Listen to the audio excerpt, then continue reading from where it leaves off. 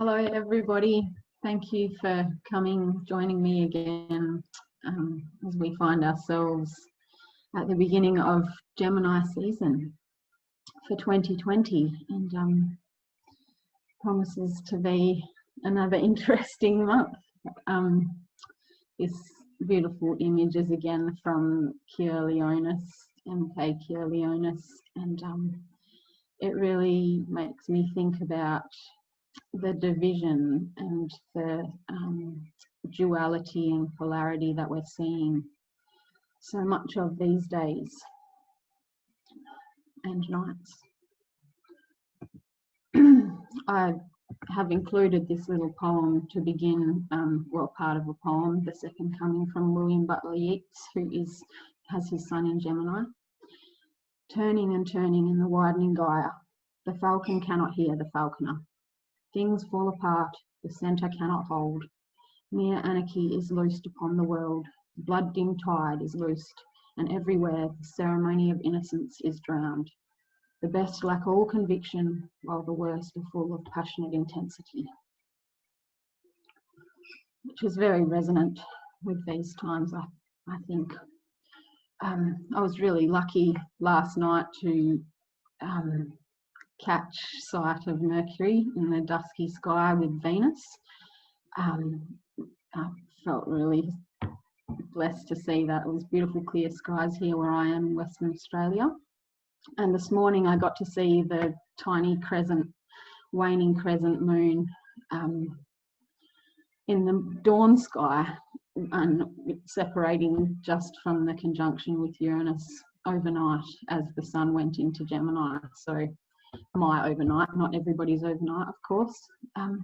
So yeah, just to give us a bit of context about where we're all coming from and where we're sort of headed to. Again, the Pluto, Jupiter, Pallas, Athena story continues to unfold, and the conjunction occurred on the 5th of April. There'll be another conjunction at the end of June, and then the final pass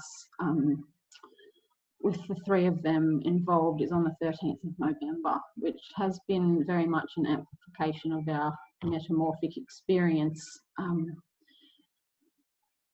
on a grand scale, you know, and in personal lives, and things are very intensified. The Pluto-Saturn series conjunction, of course, of January, and that continues to develop. The Pluto square Eris in Aries, which is exact for, you know, last year, this year, and next year, and I think there's 5 conjunctions. There might be more, but yeah, around 24 degrees of their respective Aries and Capricorn.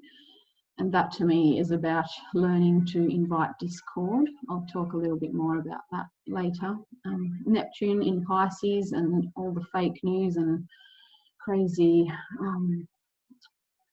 yeah, the illusions, the delusions, all of the disillusionment, and the involvement of that currently with the Venus retrograde. Uranus in Taurus, of course, and the nature component to all of this, and what lies beneath our serene surface. Retrograde season so far in the last, just in Taurus season just past, we've had Pluto, Saturn, Venus, Jupiter and Pallas Athena all station retrograde, and that'll soon be followed by Mercury, Ceres, and yeah, you know, all the rest. Eventually we get the whole lot. So and I just want to point as well to how important, increasingly I am feeling so inspired and awed by the asteroid goddesses and their involvement in what's going on. It just feels to me to be so potent, so important. So I don't really feel like we can afford to leave them out of any, in terms of what we're trying to see and look forward and look back, and like understanding where we're at. Asteroid goddesses feel to me to be incredibly important for that understanding. And of course, we're about to have our first eclipse of the new, we're not about to, the next full moon is an eclipse. we'll talk about that too. The minutiae of the moment. So I was struck by the Scorpio full moon on the 7th of May, and how all of a sudden my inbox filled up with all this information, lots of different like stuff about the ascension to the 5th dimension, and conspiracy theories, and just loads of different perspectives that people have, and ideologies. Sometimes we're very invested in some of these ideas, and I also observed how there was a lot of polarization around that. It seems to have lightened up, although I haven't been on social media a lot lately, but for a while there it got really quite heavy, and I guess that may be more prominent in the United States, where things are quite heated, and you know, it's a very powerful, intense time, but we're a little bit removed in Australia. But yeah, I did see quite a lot of heated, it wasn't even really debate, it was more just like cut and dried, like, I do not want to know about this, and if you're part of this, unfriend me kind of attitude, which is it's a paradox, isn't it? We need to be able to stand in our truth and to back ourselves and our own wisdom. But at the same time, when it comes to Gemini season and Gemini as a North Node, I feel like we have to be a little bit open-minded. Anyway, the Scorpio full moon really seemed to shine a light on that, because it was the first lunation of the lunar nodes being in Gemini Sagittarius, and it felt a little bit as though it was a clue as to what we'll be dealing with going forward. And of course, I mean, that's no big reveal. It's obvious, given that Neptune will be square to the nodes for the rest of the year, applying to that through into 2021. So it'll be interesting to see how that unfolds. The waning crescent moon, like I mentioned, I saw this morning, conjoined with Uranus overnight, and I like to imagine the conversation between those two, given that we've just come out of that, we're coming out of that lunar cycle, we're in the dark moon phase of the lunar cycle, and what are we distilling out of all of that, out of that short period of time where so much unfolds in the minutiae of the everyday experience. It's easy to overlook that, but I wonder if perhaps coronavirus has gifted that to us in a way where being at home more, perhaps we are becoming a little more engaged with our inner lives, perhaps, I hope. And the ruler of Gemini, of course, is Mercury, and is ascending at the moment as an evening star, at the same time as Venus is descending as an evening star, and their paths will cross tomorrow evening, my time. I apologise again for we live on a big sphere. It's hard to get the times to fit us all. Here's my little pun.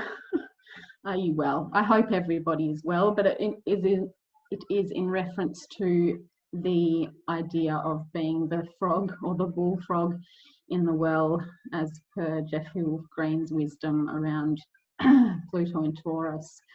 But it harkens back to what I was saying with the Scorpio full moon involved with Neptune, and and also the Neptune square to the nodes. Are we too quick to dismiss the information that doesn't fit our limited view? Are we being stubbornly resistant to change? I'm not suggesting that any particular thing that's being sent around, going viral, whatever, is the truth. I have no idea really what the truth is. I can only go on being guided by my own heart or diamond or wisdom, or following that instinct maybe. I don't know what it is, but whatever it is, I try to live my life in accordance with that. And I don't pretend to know everything, to know the truth, but I just feel like it's important that we remember that new perspectives are disruptive, and we instinctively react against them. They trigger us emotionally. We instantly get our backs up when something rocks our boat, and that emotional reaction is the cutting edge of our evolution. And so it brings us back to the Pluto polarity point, the northern planetary nodes of Jupiter, Saturn and Pluto all being in Cancer still. We need to remain true to that to some extent all the time, remembering that our emotions are really guides for our growth and development, and deepening, actually becoming more complex and more allowing for more complexity and more perspectives. I just took this quote from Jeffrey Wolf Green's Pluto book, Volume 1, New Information. Oh, hang on, I can't actually read that and I haven't memorised it. I'll just move that. New information directly undermines the existing foundation. The intellectual emotional implosion reorganises, and the metamorphosis produces a new foundation, a more inclusive point of view. The italics are mine, but I feel like that's the point, is that we want to be inclusive. We don't really want to be exclusive. That's the danger of the bipolar division that we can see at the moment. It is, no matter where you stand, even if you're taking this position of love and light, for example, if you are talking about them being the problem, whoever they are, it could be anyone. Trump, for example, like I'm assuming none of us are particularly fans of Trump, but even to demonize him, he's a perfect fool. He's like a caricature of the shadow, isn't he, of our hubristic, arrogant, bloody-minded ridiculousness of our ego that just thinks. Anyway, we won't go down that rabbit hole, but yeah. And I also wanted to include this little thing from Eckhart Tolle's book. I think it's Power of Now. It comes from, all structures are unstable. Ultimately, that is the truth. Ultimately, that is what we've sort of been learning in the last month, and surely been learning all of our lives, that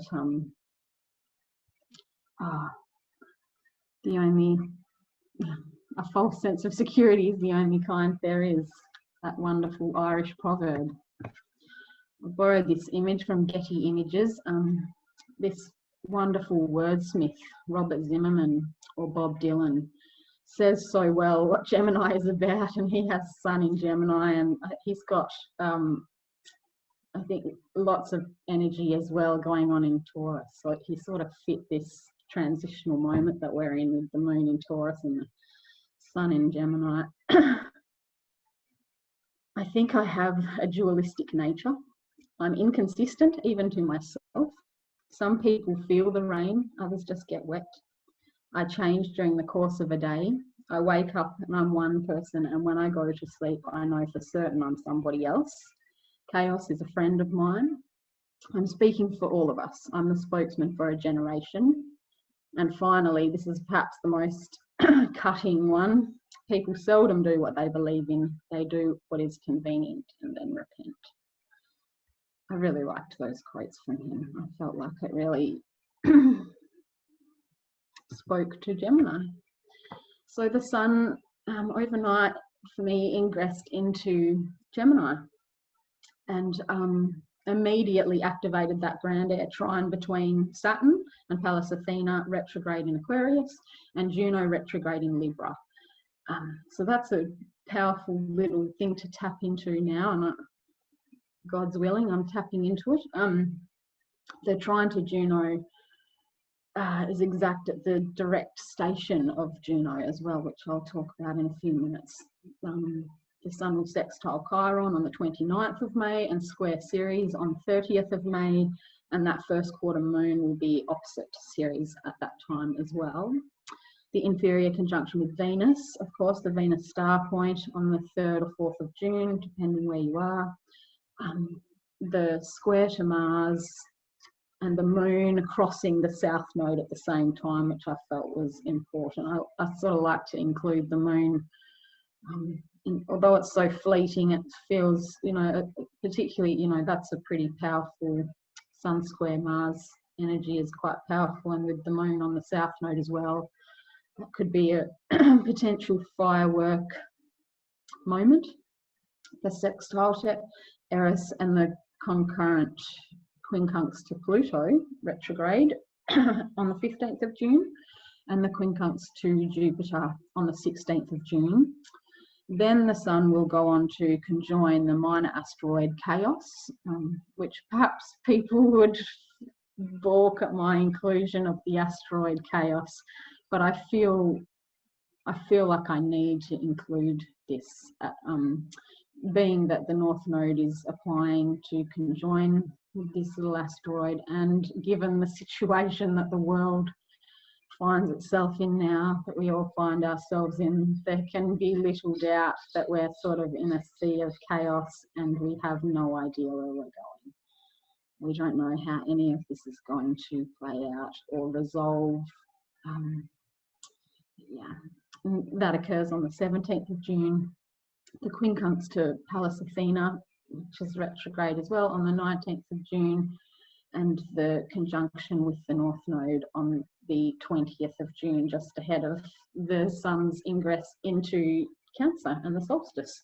So just to quickly mention, you know, the quincunx is not always used. It's not a Ptolemaic aspect, but I really feel like it's important. It's so awkward. It's so difficult to work with in charts. And it's also really creative. It's like the natural quincunx, it's a 210-degree aspect between Gemini and Capricorn, and it's quite a heavy tone to that. It's like the scorpionic kind of vibe as opposed to the Virgo kind of vibe of the quincunx, and there's something important about that this month. It doesn't take a clairvoyant to predict you know, heavy themes, of course, and I think it is a sort of lighter month in a way, of course, because it's Gemini and it's air, and it's, you know, we're sort of, fingers crossed, sort of coming out of the darkest parts of this COVID-19 thing and whatnot, although we don't really know what will happen there either, and I say that reservedly because I don't have a full understanding of everyone's experience. Of course, I'm quite cloistered here in my little crab shell, but we'll keep going. So the Gemini New Moon is tomorrow night, my time, the 23rd of May at 2 degrees of Gemini, and we'll trine Saturn and Pallas Athena in Aquarius and Juno in Libra. All of those retrograde. The synapses are firing. This air energy is so, and the trine, you know, it's beautiful. It's so, the connections are being created, and we're having like conversations, and we're hopefully getting curious and being open-minded and trying to welcome in a few new perspectives. And to me, that's what this season is about, and the new moon is about the intention of that, relating to others through stories, remembering the Gemini link to words. We don't need to be too caught up in who's right, I don't feel, and we need to be able to validate our own and other people's experiences, that subjective experience, the phenomenological view that, you know, that phenomenologically life is a subjective experience. We're only we live out of our own present situation with all its limitations and all the opportunities inherent in those limitations. And I think that's another part of what's going on with the coronavirus, and everybody's grounded and everybody has to be where they are and work within those confines. And that I've sort of had a bit of a head start with that, having had almost a decade at home with young children, and I've sort of had the experience of becoming largely at my kitchen sink, and and there's suffering involved in that, and I know that sounds ridiculous, and there's lots of joy that comes along with raising little children and being lucky enough to be at home with them, but there's also sacrifices to be made and difficulties to face and all the irrationality that comes with little kids. So yeah, I think, for us all, we're having this grounding experience, but having this Gemini season sort of open our minds to what's possible out of that. Okay, so, and also just looking forward to the Gemini full moon on the 30th of November, which is an interesting lunation as well, that we'll talk about later. But I just wanted to mention that in terms of the larger cycles. And the waxing crescent moon will be conjunct the North Node with Venus and Mercury nearby. And so obviously the North Node's not visible, but the Venus and Mercury will be visible in a few days' time in the evening with the beautiful waxing crescent new moon. I've included this quote from Marion Woodman. What we await in the second coming is what we lack, God's inner dynamic or process. This, God in his or her creativeness rather than his or her creation, is the essence of the feminine, traditionally enacted in the ancient mysteries. The return is therefore the emergence of the feminine side of God, which has been gradually taking shape for centuries in what we call the unconscious. The time has now come when we can deal creatively with the concept of God as the union of opposites, which is a lot to do with Jungian theory, of course, the tension of the opposites, being able to hold that tension. And that comes not from it's not an abstract, it sounds like an abstract concept. The point is that we sort of live that to the best of our ability, and that is no mean feat. It's really difficult to hold the tension of the opposites in reality when we come up against conflict in our lives and it feels irreconcilable. Differences feel irreconcilable. It's like Democrat Republican, like how can we find a compromise here? And is compromise even the right word? I don't even know. I mean, I think, the current system is obviously crumbling. It's obviously not working very well. We need to move toward a new paradigm, but that requires that each of us do our work, including but not limited to shadow work, withdrawal of projections and all of those sorts of things, and allowing for the paradox, allowing for everybody's experience to be valid.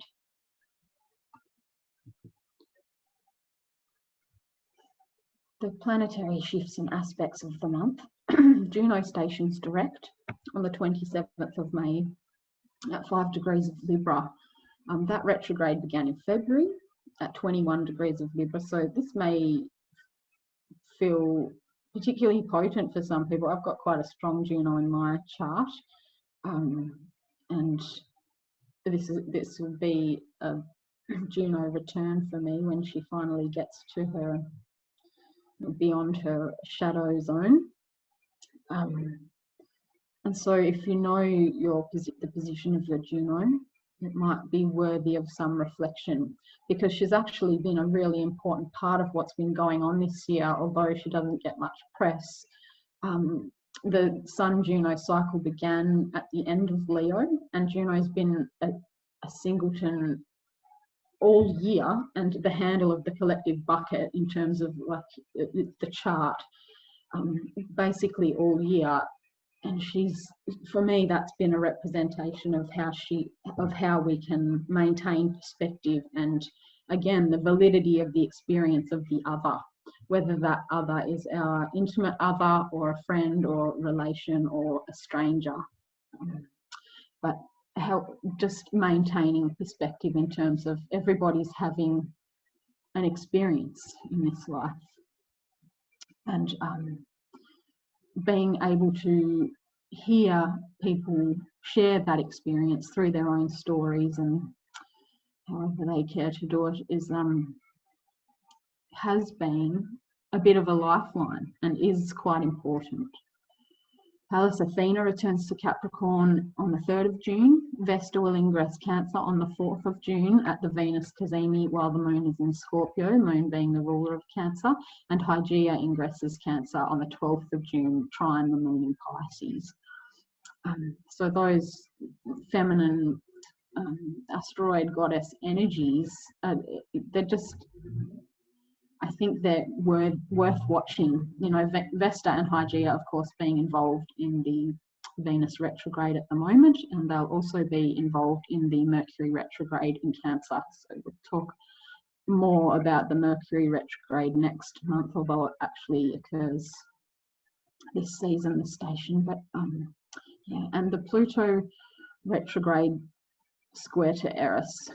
This is direct in Aries, and that occurs on the 14th and 15th of June. And I just want to give a bit of a talk a little bit about that, because I should probably do another webinar about just this, because I'm overwhelmed by it's actually really important, I think. Eris, you know, there's been 2 books at least written about Eris. I haven't read either one of them yet, ashamedly, but I have been using Eris for a few years in charts always, and you know, in the astrology of the times, and seeing how potent she really is and how relevant she really is to what's going on. So the ongoing discord and chaos that we're seeing, to me, is largely wrapped up in this Pluto-Eris cycle, which is now at its waning square. And recognising that that discord and chaos is actually part of the compensatory nature of the unconscious, that the unconscious gets a bad rap, and actually, and we're all like trying to evolve away from being unconscious. And there's nothing wrong with that in as far as it goes, but it's just limited, and we have to recognise the beauty and mystery, and actually perhaps even our salvation lies in our reverence for the unconscious. And another way of terming the unconscious is the dark feminine, the void from which we have all come, from which everything has come. Nyx, the goddess of night. We all came out of chaos, out of that void. Every single part of this universe has come out of that. So the Eris-Pluto cycle began in 1756, long before either of those bodies were known to anyone. And of course, Pallas Athena was right there. She was 6 degrees away from that conjunction. She was applying to it, and but she's just so heavily involved in that whole cycle. It's actually really mind-blowing when you start having a look at it. And yeah, there's a lot to talk about there. So I'll perhaps do another talk about that.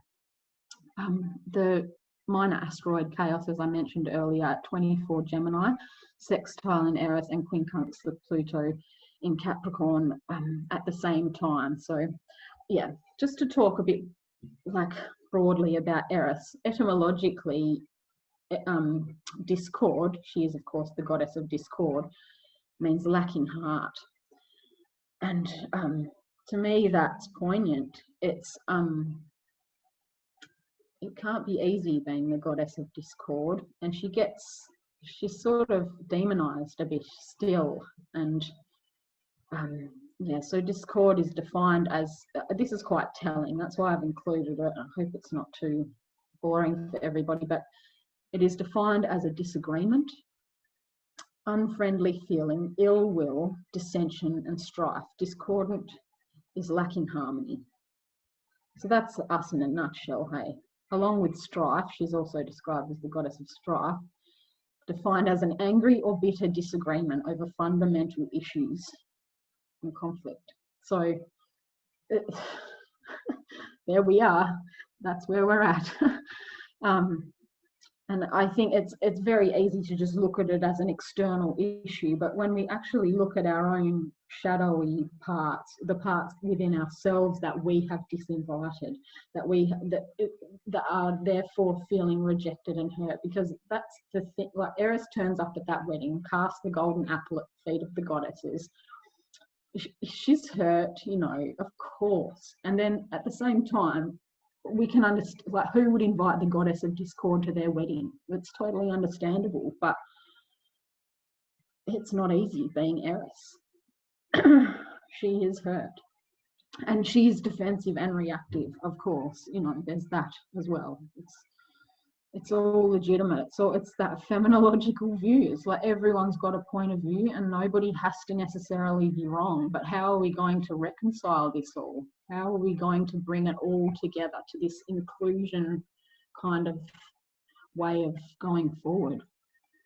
I don't think it's just an ideal. I think the only way we do it is by doing it in our own lives and being a little bit less judgy and a little bit less quick to reject. And is there a way that we can invite those uncomfortable feelings, meet them at the door laughing, like Rumi said, and just welcome the discord into our lives in some small ways, bit by bit, get a bit more comfortable with the chaos. That's what this is all about, I think. So Mercury, of course, as I said, the ruler of Gemini, conjoins Venus tomorrow. But like I said, they're visible together in the evening sky, which is lovely, and linked by the fact that they're in Gemini and Venus is retrograde. And of course, they'll go on to square Neptune at the same time of their conjunction, the 22nd of May. So Mercury then goes on to visit with Hygeia and Vesta on the 25th of May. And I don't know if I've written anywhere on any of my other slides, but while we're on Vesta and Hygeia, their presence in that, I have included it in my Venus retrograde parts. I'll just wait and talk about them there. Pardon me. The conjunction with the minor asteroid chaos on the 26th of May. Of course, the asteroid is invisible to us, but that's happening.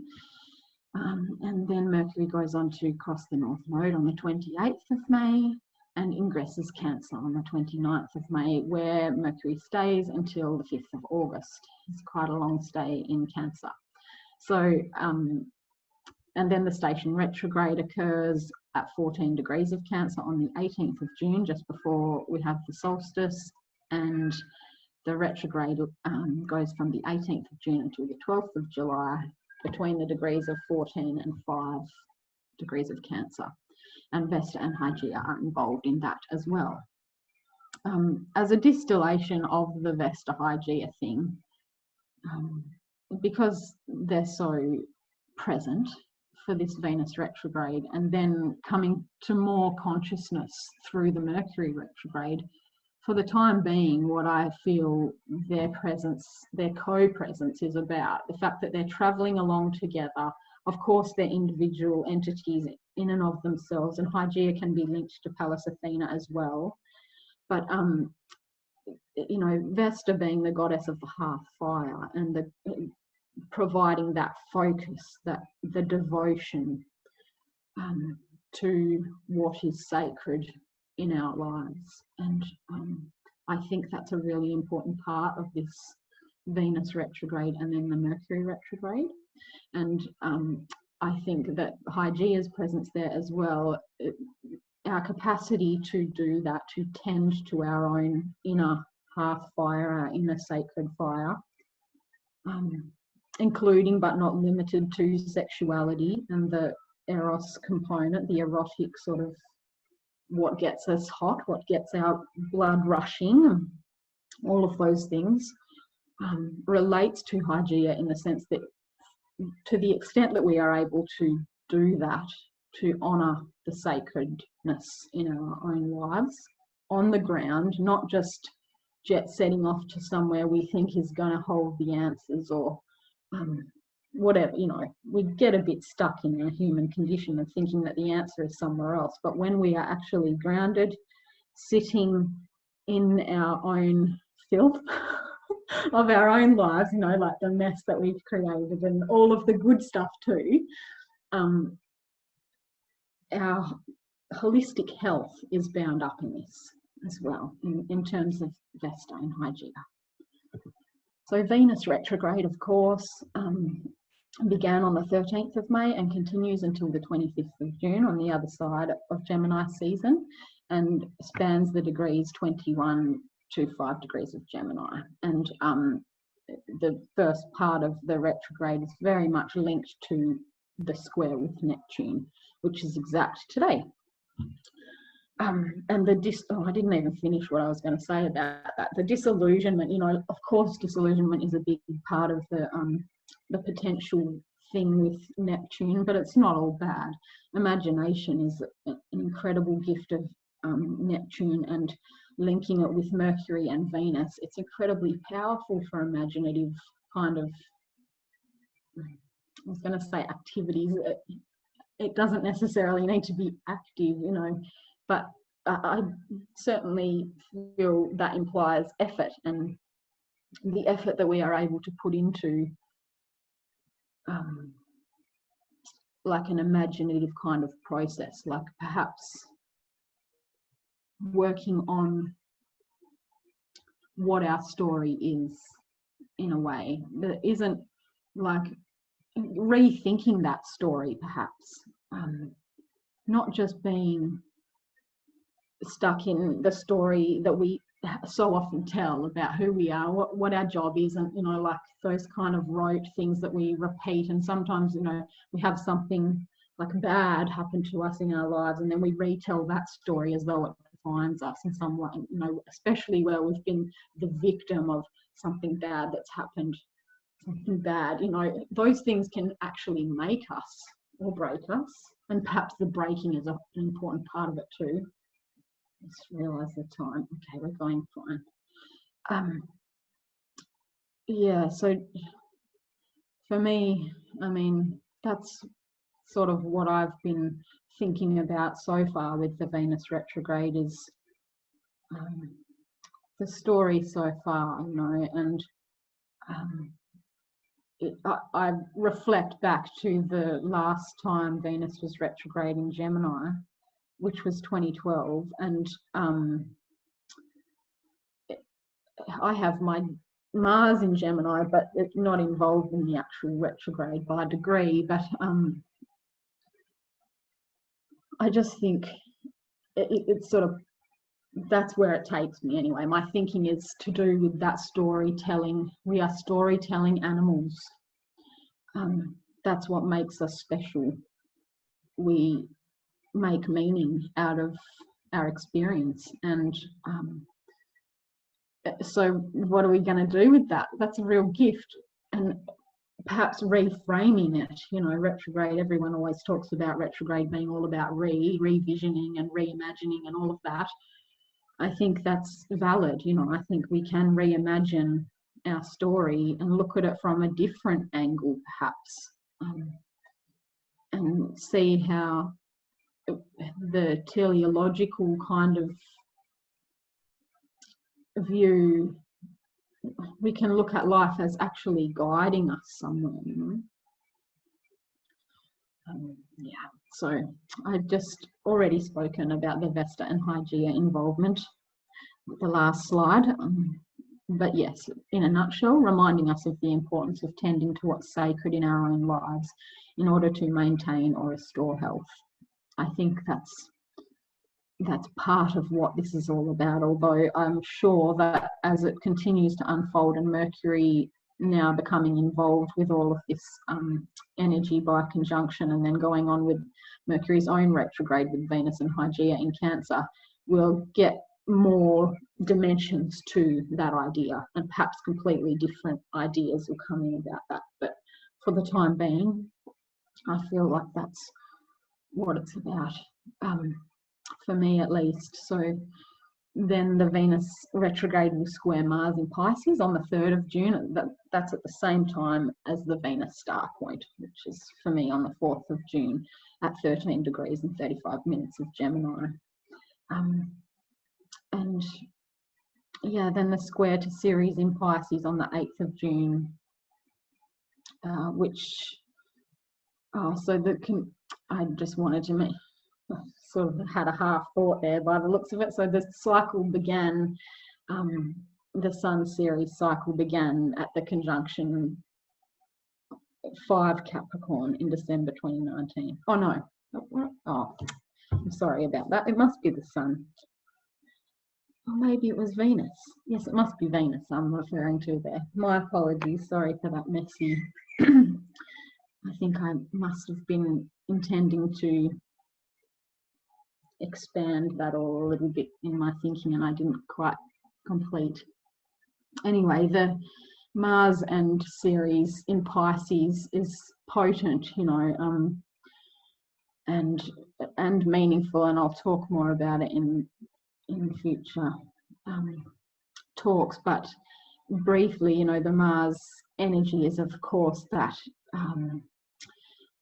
I'm wary of using the word masculine, but it is that active capacity to move towards objects of our desire.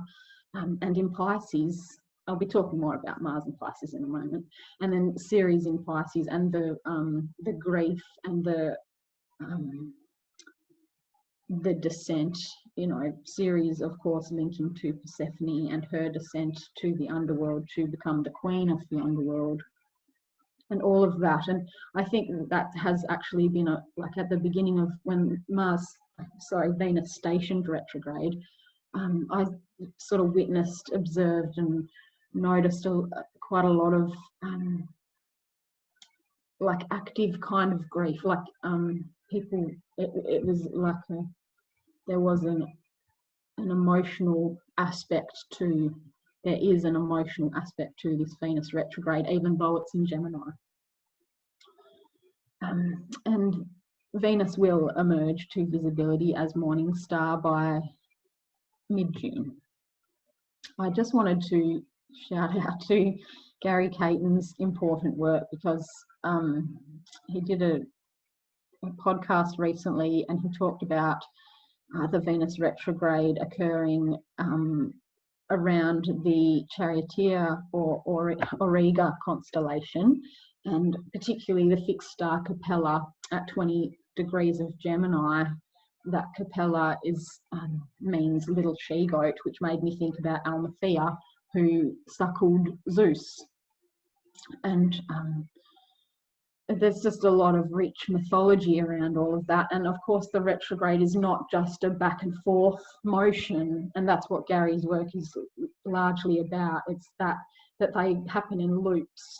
And this one in particular is a Z-shaped or Z-shaped retrograde dive, linking the constellations of the Charioteer, the Bull, and Orion. And those energies are all the stories around that are very rich.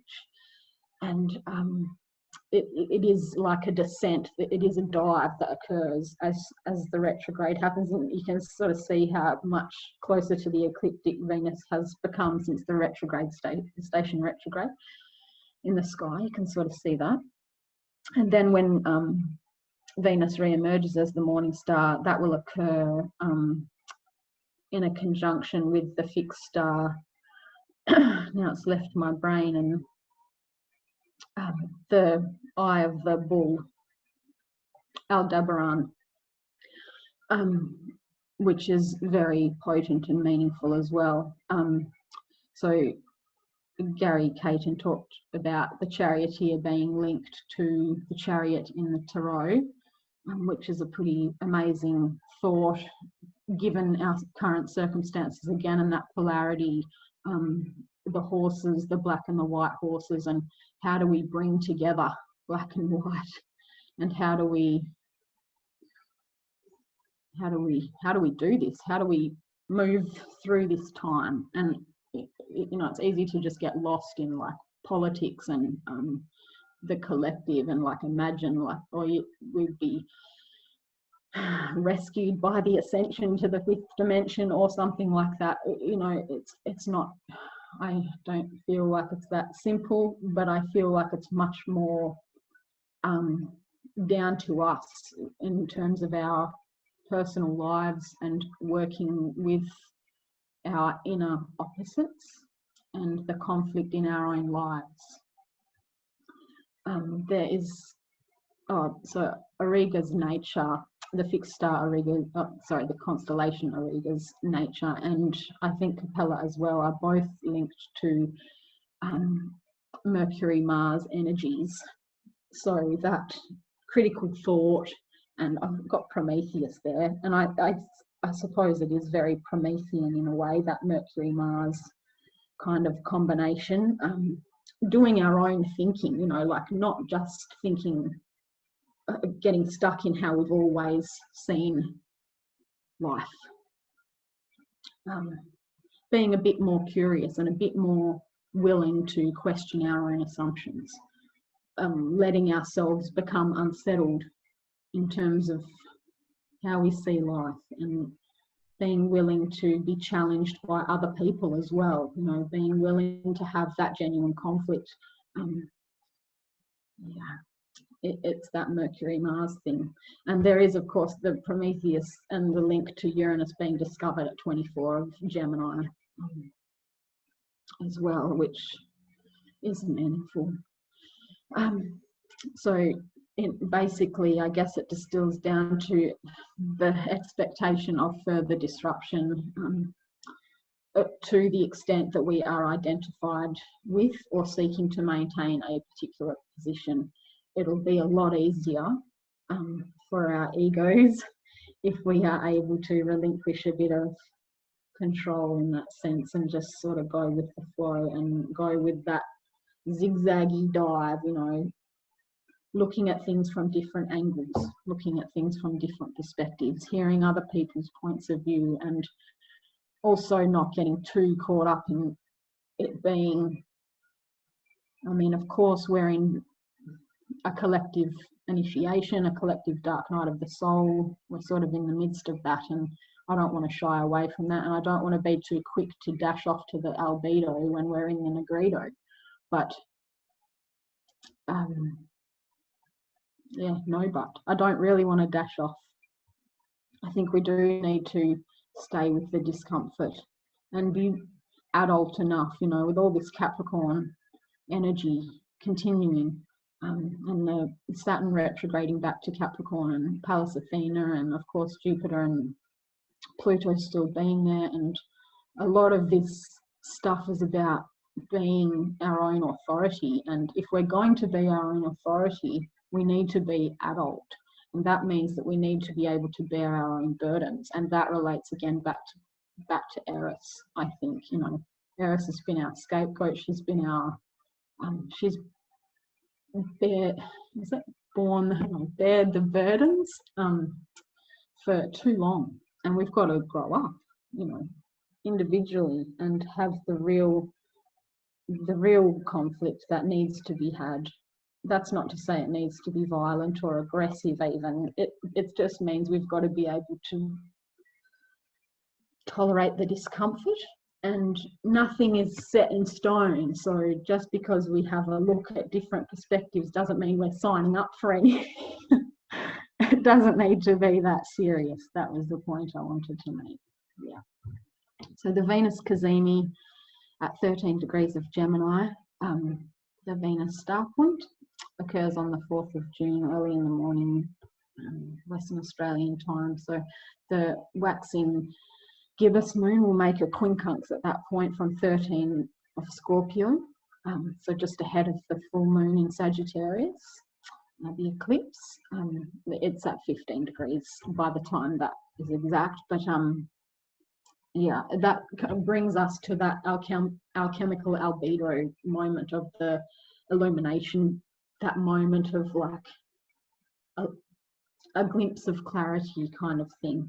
And what do we see in that moment, in that illuminated moment? And quite fitting that it comes with the first Sagittarian full moon eclipse, although some would not perhaps call it an eclipse. It's technically an eclipse, it's a penumbral eclipse, and so I think it'll be visible in Australia, I mean, as much as penumbral eclipses are visible. And it's certainly not total or partial, it's just the shadowing, but and that in itself is telling, isn't it? It's just the shadow. And I just included that quote there, which for me really resonates with Gemini. Before you tell your life what you intend to do with it, listen to what it intends to do with you, which comes from Parker J. Palmer, who is, I think, a Quaker. I may be wrong about that, but somehow I've linked it in my mind to that Quaker kind of thought, that life is actually living us, and we need to be pliable somehow, without compromising on what's really important to us. You know, we have to still be able to engage in our own values and live our own values, but at the same time, life is taking us somewhere. So we, you know, I think that it's a Zen proverb: let go or be dragged. It's really up to us, isn't it? So the themes of the Venus retrograde for me, I've been thinking about our relationship to information and how fixed we want to be about information and what we will allow ourselves to engage with and look at. Whether we can be a little bit more curious and open-minded to what's being said, and as well not getting too identified with anything, you know. Because some stuff is obviously quite extreme and some stuff is quite, a lot of it's quite extreme. It's not to say that we have to sign up. It's not to say that we have to take it on as our new religion. It's just a matter of allowing for this information to sort of flow, like the trine, you know, like let things sort of come through and, you know, see what happens in our own psyche as a result. The social media thing, of course, duality and polarization are actually necessary to this process that we're in. And I just want to make the point again, I think I've made it several times before, but it's sort of my mantra in a way. What we're experiencing and witnessing is not in the way of what should be happening. It is exactly as it's meant to be. It's not a punishment. It's not that something's gone terribly awry. It is what it is, and it's not meant to be another way. We're not meant to be on holiday in Hawaii, like even if we are. Yeah, we're right where we should be, and so what are we going to do with that? How are we going to work with that in a creative, imaginative way without getting swept up in delusion or disillusionment and becoming overwhelmed and unable to do anything with it? Not to say that that experience isn't worthwhile in and of itself, because that can be part of the process too. We sometimes need to have that serious grief, that overwhelming experience of just, you know, chucking ourselves in the river, like, and then we're unreachable. And, you know, that comes from Jason Holly's talk about Pisces, I think, and how rather than doing that and sort of getting swept up in that emotional place where nobody can actually reach us, in the story of Aphrodite and Eris and fleeing to the river from the Typhon. And actually we sort of need to just face the Typhon, and we sort of need to face the monsters that exist in our own lives, the monsters being those monsters inside of us, the conflict, the difficulties in our real day-to-day lives. How are we going to work with that? How can we reimagine that? The curiosity and open-mindedness, which I've said many times, reason and critical thinking, being discerning, you know, that function of Mercury to reason and critical think, to actually be discerning, to give consideration to the information, where it comes from, who's got a vested interest in what it, you know, whatever it is, like just being a bit open-minded and having a look at what's available. Doesn't hurt anybody. And hearing the perspectives of others and validating that, allowing people to have their experience. I'm just about to run out of time, but I'm nearly finished. So am I okay, Linda? Yes, keep going. Okay. So the Sagittarian full moon eclipse on the 6th of June, just following on from that Venus star point, that albedo moment, that, and then the illumination of the full moon eclipse sort of follows. So that it's a powerful full moon, whether you count it as an eclipse or not, being square to Ceres, Mars and Neptune, all in Pisces, which I've sort of just spoken about. My thoughts about that are largely inspired by Jason Holly's work, and how that how we can choose to sort of work with our genuine emotions instead of fleeing into something that's more neurotic, that's sort of like where we get lost in a story that we retell ourselves, or like this kind of thing, where we position ourselves in that Sagittarian kind of way as being right, you know, like, and somebody else therefore needs to be wrong. But just being able to allow for the grief and the discomfort and the possibly disillusionment and all of that sort of stuff ties into this Sagittarian full moon, which, just to link it back to the new moon, which occurred on the 26th of November 2019, and that was conjunct Pallas Athena as well. So Pallas has been sort of very much a part of this 2020 story, and Demetra George wrote an interesting article about it, linking Pallas Athena and the asteroid Wuhan, which is really interesting too, on her website. Yeah, so the Sun is of course conjunct retrograde Venus, and as well the asteroid Karma, which I thought was interesting, which is at 16 degrees, while the full moon's at 15.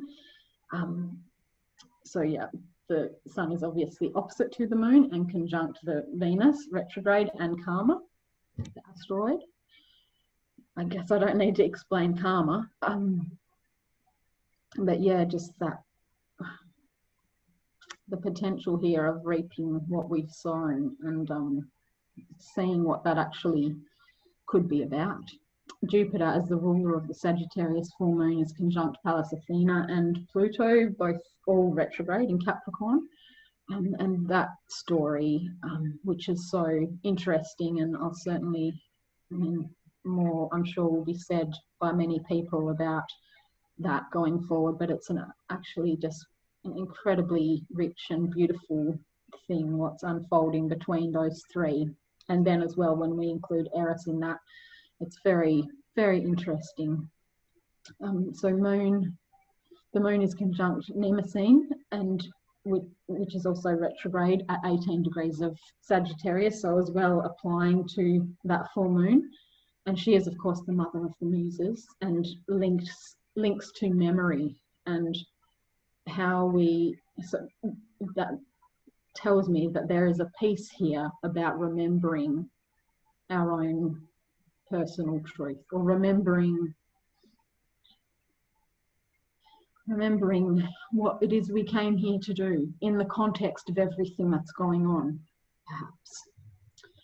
That is created by the inclusion of the minor asteroid Nemesis at 15 degrees of Virgo. A mutable cross is born. So the Sun, Venus, Karma, opposite Moon, Mnemosyne, and square to the Ceres, Mars, Neptune, opposite to Nemesis in Virgo. there's mutable cross. I probably should have included the chart so you could see that, but it's yeah, Nemesis, of course, is the goddess of retribution for hubris, and she was responsible for restoring equilibrium. And she also created the eggs from which Leda's two sets of twins were born. So Castor and Pollux, and Helen and Clytemnestra, which are of course linked to the Gemini story. So I just thought it had meaning for me. I thought it was interesting, and I think as well this asteroid interestingly impacts on Trump's chart in a way. So it could be an interesting one to watch in that sense, as eclipses sometimes see the story change in there's some new direction taken, and perhaps we'll get to observe that. And in our own lives as well. I mean, most importantly, fundamentally, you know, it's the micro and the macro, and we're living our own lives in a microcosmic sense. So looking at everything that's occurring in a very personal way without getting too caught up in, you know, having fixed meaning, you know, being inspired by that mutable energy, that it doesn't have to be just one way. It actually can be lots of different ways all at the same time, and no one actually needs to have the answer. There isn't like one answer, and there isn't one truth. The truth is relative, and of course that's the Sagittarian wisdom too. Yeah, and the teleological view, which I already mentioned, the idea that life is taking us somewhere. James Hillman writes about it in The Soul's Code, Understanding Life Backwards, you know, that once our life is complete, it can be understood. But while we're living it, it's actually quite unclear what we're doing and where we're going. And that's quite a wonderful thing to get enamored of, you know, that, wow, that this is it, this moment, and what am I going to do with it? Mars in Pisces, nearly finished. So from the 13th of May to the 28th of June, Mars is in Pisces for the last sort of moment before we hit the big, you know, Mars in Aries 6-month epic with the retrograde and all of that. So there will be the conjunction with Ceres at 7 degrees in a few days' time, and the sextile to Uranus at the same sort of time, then the conjunction with Neptune at 20 degrees on the 13th of June. It's very much just about, for me, about this times of uncertainty, the disillusionment, the all at sea in the ocean of emotion, or the river of emotion, you know, the fact that so much now is undifferentiated in terms of we don't know what's happening really, and we don't know how it's going to resolve. It's chaos, and we actually have lost control in a lot of ways, and that is very uncomfortable. And but you know, in our capacity to allow for that, to accept that, we find some sense of peace. You know, the Taurian capacity for stillness in motion, the ability to the equanimous view of the Pisces, you know, the compassion aspect. We're all in this together, we really are.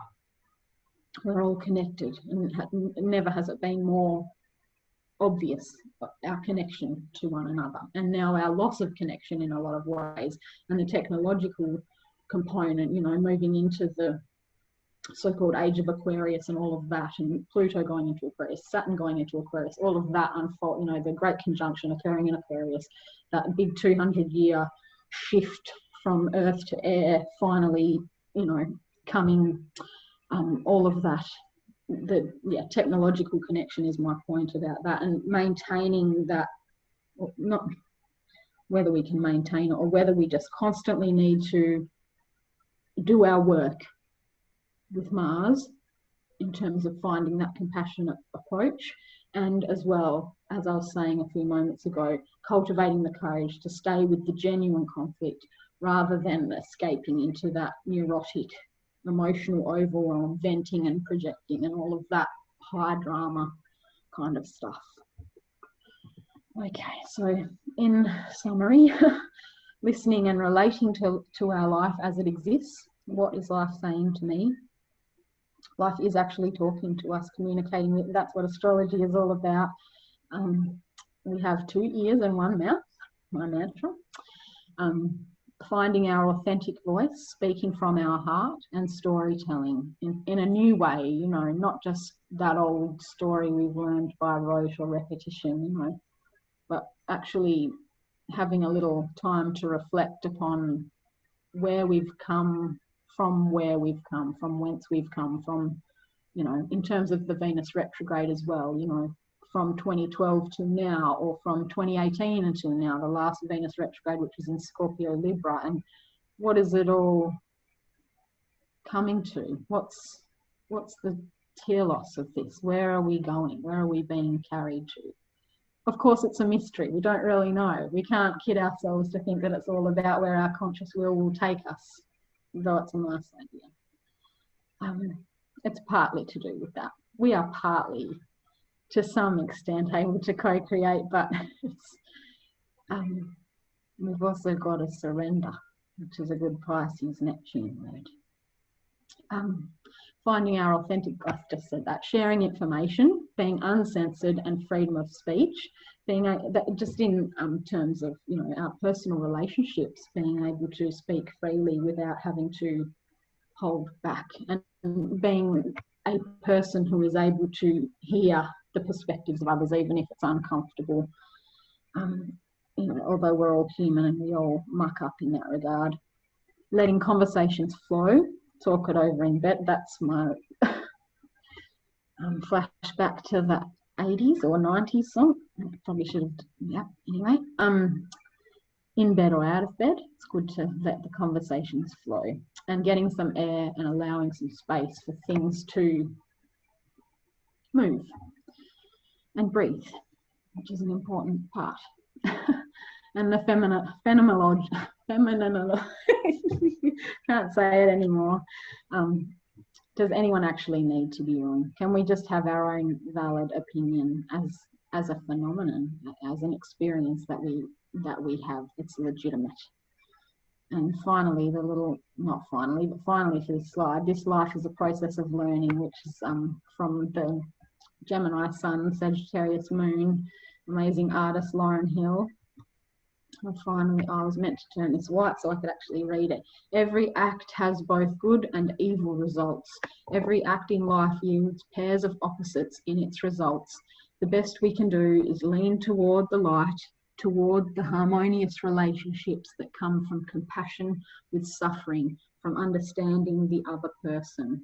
That quote comes from Joseph Campbell, who had Pluto in Gemini. And a very good note to end on, I think. Thank you very much, everybody. Any questions I'm happy to take, or thank you very much for being here. Thank you so much, Zoe. Any questions from our audience? No. Okay. Thank you so much. It was so good, Zoe. Oh, great. Thanks. Excellent. Thank you. Yeah. Thanks for Awesome. being here. So much to think about. There is, isn't there? Yeah. Everything. Life is rich. Yep, it is. Yeah, it is. Awesome. Thank you. Thanks so much for being here. I appreciate your support, Sue and Annie and Linda, of course. Thanks for providing so much information, and welcome. And even for the really long words that we can't pronounce. That's a Gemini Venus retrograde, isn't it? I can't even pronounce my words, but I know I want to use it because it's important. It's an important idea. Okay, guys, thank you so much. See you next month for Cancer. Okay. That'd be awesome. Thanks, Linda. Thank you, Thank everyone. you. Bye, everybody.